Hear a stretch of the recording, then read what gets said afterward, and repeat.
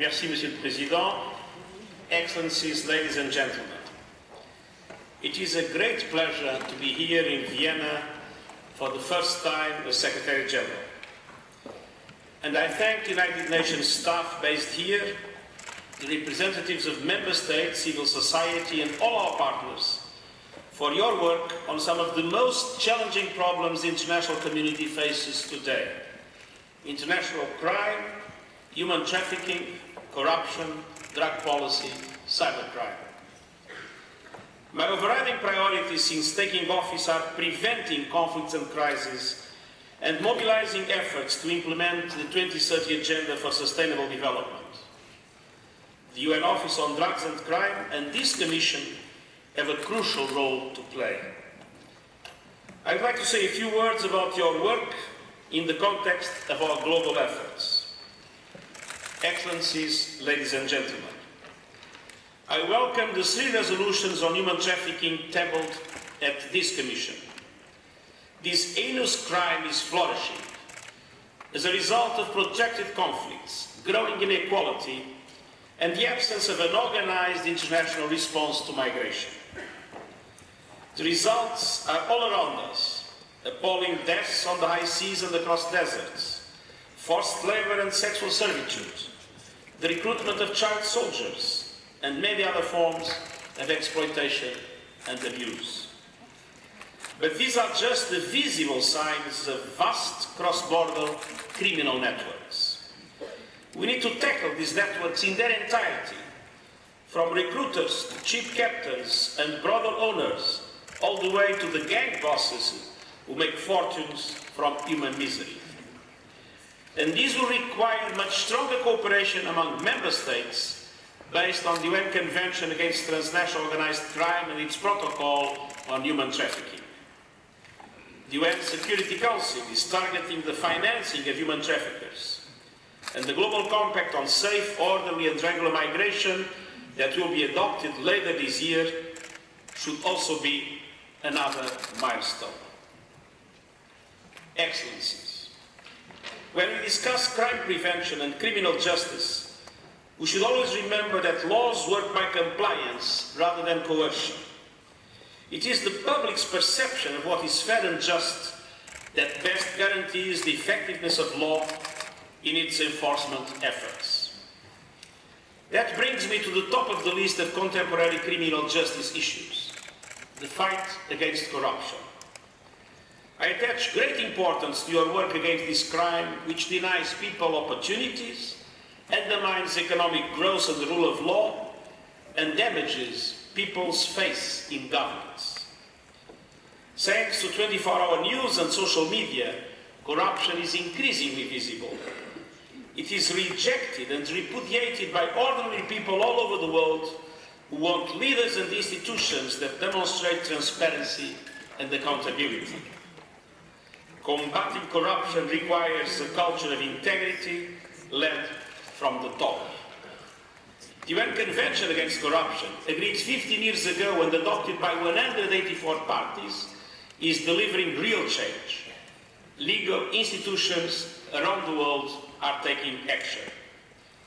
I commend UNODC's work in this area, but much more needs to be done. And I urge you to strengthen the UN's support to member states in tackling corruption, strengthening good governance and the rule of law.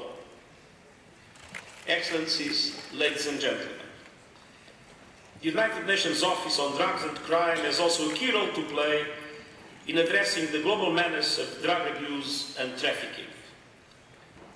When I was Prime Minister in Portugal, I used the flexibility afforded by the 3 international drug control conventions to introduce non-criminal, health-based responses to the possession of drugs for personal use. We increased the resources allocated to prevention, treatment and social integration programs, and we retained a very strict policy on the criminalization of drug trafficking. The policy was hailed as a major success.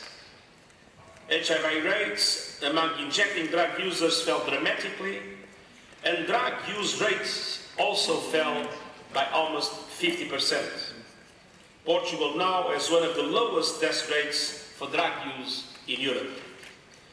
So I strongly endorse a balanced, comprehensive approach to drug policy, giving full weight to prevention and treatment in line with progress made at the United Nations General Assembly Special Session on the world drug problem in 2016.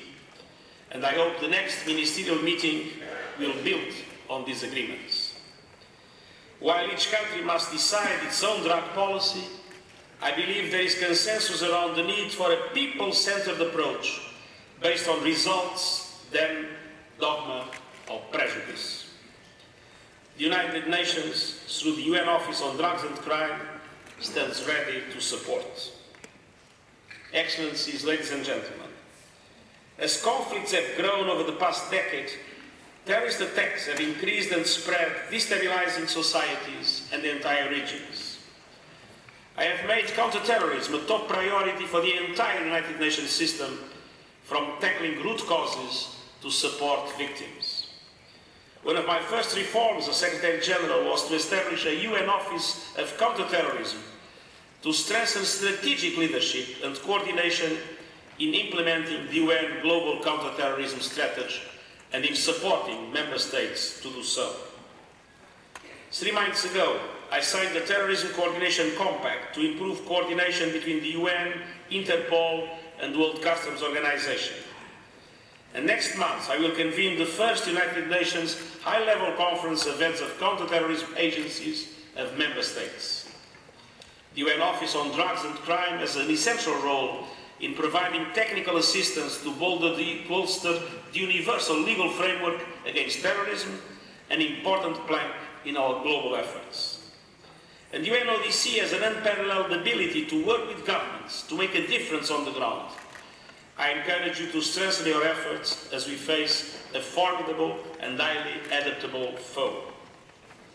Excellencies, let me now say a few words about your primary focus on this session of the Commission. Cybercrime is an area in which there is much work to do and no time to waste. New technologies, including big data and analytics, artificial intelligence and automation, are ushering in a transformative era, sometimes called the fourth industrial revolution. They should enable us to create conditions for growth and development that benefit everyone, to combat and mitigate the impact of climate change, and to protect our environment. But they are also enabling new forms of crime. Cybercrime is estimated to generate some $1.5 trillion in revenue per year. And as with most crime, it targets the most vulnerable. Developing countries often lag behind in their cyber defenses. The online sexual exploitation and abuse of children is proliferating, and women and girls are disproportionately harmed. I commend the work of this Commission under the UN Office on Drugs and Crime to raise awareness and to provide vital training for police, prosecutors and judges in more than 50 countries. More broadly, we need a major collective effort to ensure that these technologies are used for everyone's benefit. The United Nations is a platform open for dialogue of all stakeholders to come together and consider these issues. Excellencies, implementing the Sustainable Development Goals and delivering on the prevention agenda will require the United Nations to be more responsive and resourceful than ever before. All parts of the UN system, in Vienna, New York, and our offices and missions around the world, will have to work closely together and with partners from across civil society, the business sector, academia, and of course, above all, governments. The debates and approaches agreed in Vienna are crucial, and I wish this Commission every success in advancing efforts against national and transnational crime while strengthening good governance, the rule of law and human rights. Thank you very much.